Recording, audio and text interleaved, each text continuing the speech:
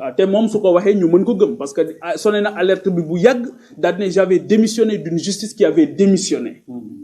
Et aujourd'hui pour man à ce rythme là di nga woo nit sax mu ne la lan nga may woowee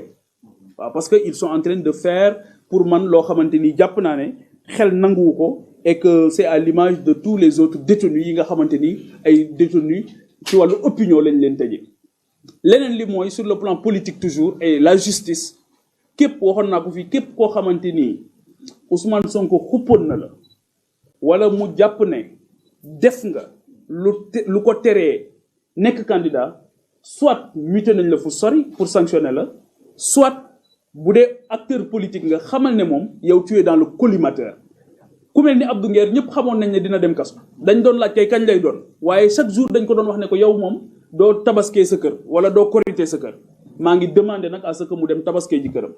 parce que il fait absolument rien en prison te bu fekkee ne wax njombe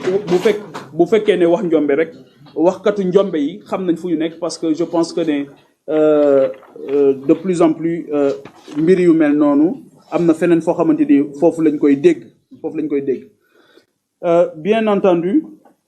leneen li nga xamante ni dafa am solo te démb ma déglu ko renseigné wu ci bu baax mooy